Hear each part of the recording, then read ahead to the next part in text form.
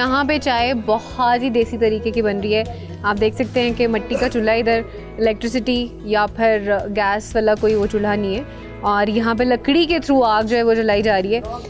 चाय जो है this is the best combination with this weather right now, क्योंकि मौसम बहुत अच्छा हो गया है बारिश के बाद। सो अभी बस चाय बनेगी और थोड़ी सी चाय पीऊँगी and then I am gonna.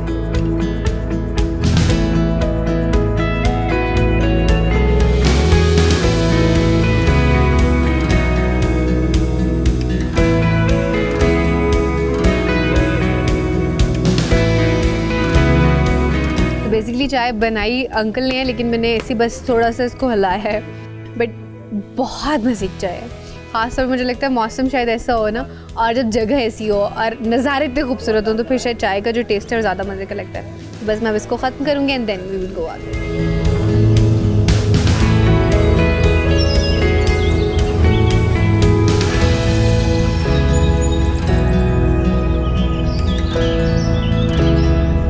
इतनी तेज़ बारिश हो रही थी ना, लेकिन अब खैर बारिश तो रुक गई, और बारिश रुकने के बाद थोड़ा सा मौसम क्लियर हुआ है। और जब मौसम क्लियर हुआ है ना, तो हर चीज़ क्लियर नज़र आ रही है, साफ़ सुथरी। ऐसा लग रहा है जैसे अल्लाह ताला ने हर चीज़ को धो दिया और हर चीज़ निखर गई है इनफैक्ट। सो फूल जो है वो इतने खूबसूरत लगना शुरू हो गए। पहले भी बहुत खूबसूरत लग रहे थे, लेकिन ऐसे लग रहा है जैसे अभी सब नहा धो के ना बिल्कुल जैसे निखर के होता है ना, दिस हैज़ हैपेंड। और इस साइड पे मेरे फ्रंट पे बिल्कुल इतना खूबसूरत व्यू है, इतने सारे बादल जो हैं बिल्कुल आई लेवल पे है, बिल्कुल नीचे।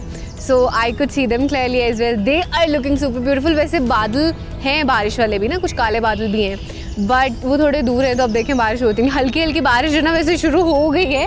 मौसम यहाँ पे ऐसे ही होता है, कभी एकदम से बारिश होना शुरू हो जाती है, कभी एकदम से बारिश रुक जाती है, कभी एकदम से धूप निकल आती है। अब जैसे मैं सुबह घर से निकली थी तो तब धूप निकल रही थी, लेकिन अब बारिश होना शुरू हो गई, तो I guess I should avoid and I should go inside ना। मुझे कोई जगह मिलती है तो वहाँ जाती हूँ।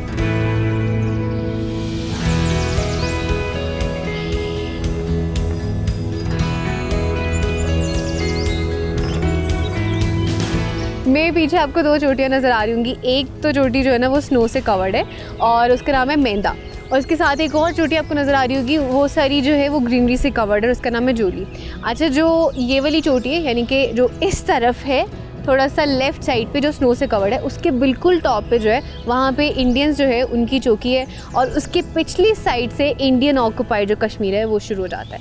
और ये जो है ये दूसरी वैली है। इससे पहले मैंने आपको एक और वैली दिखाई थी, दैट वाज हीला, लेकिन ये जो वैली है ये हीला वाला वैली है। और थोड़ा सा कह कि अगर 400-500 मीटर्स अब थोड़ा सा ऊपर आए ना तो आपको ये वैली भी नज़र आती है, और ये वैली भी बहुत खूबसूरत है। सो ये थॉट चलते चलते बारिश का इतना अच्छा मौसम है, और अब तो चूँकि थोड़ा सा मुझे सूरज भी नज़र आना शुरू हो गया, तो इतने अच्छे मौसम, मैंने कहा मैं चलते चलते आपको वो वैली भी दिखा दूँ और साथ साथ ये वाली वैली भी दिखा दूँ।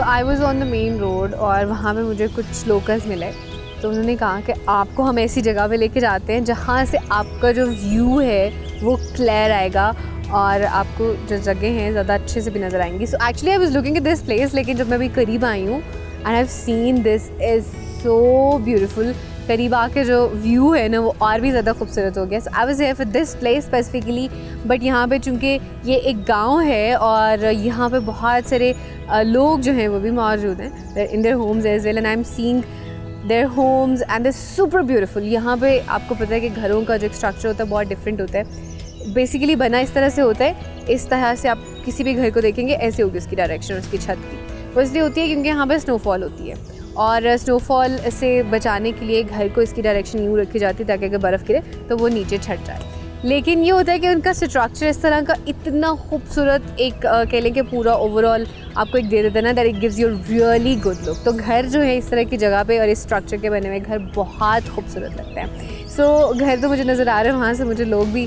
नज़र आ रहे हैं, बहुत सारे कुछ अपनी बालकनी में निकले हुए हैं।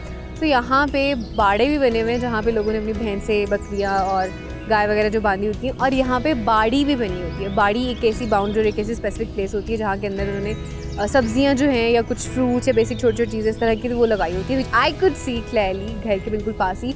और वो तो लगी होती हैं, लेकिन उसके साथ साथ आपको जितने भी घरों के पास ज़मीनें नज़र आएंगी वहाँ पे कोई ना कोई फसल जो है उगी होती है या उन्होंने उगाई होती है। तो यहाँ पे चूँकि मकई उग रही होती है तो इसलिए इधर आपको जो भी फसल नज़र आएगी वो मकई की नज़र आएगी। अभी बहुत छोटी है, अभी मुझे लगता है इसको लगाया गया तो अभी it will take like 4 to 5 months और 4 to 6 months और फिर उसके बाद ही बड़ी होगी। बट ये वाली फसल है जो कि यहाँ पे उगती है। So it's a beautiful view at the village. लेकिन जब भी आपने इस तरह की जगहों पे आना है या कभी भी किसी के गांव में आना है या इवन किसी के घर भी जाना है तो one thing is very important कि आपने अगर उनके एरिया में आना है स्पेसिफिकली तो आपने परमिशन लाजमी लेनी है। चाहे आप उनके फलों की तरफ जाएँ, उनके दरख्तों की तरफ जाएँ या उनकी ज़मीनों की तरफ जाएँ, तो आप जो लोकल्स होंगे वहाँ से उनसे परमिशन आपने लाजमी ले लेनी है, अदरवाइज़ दे विल फेंच।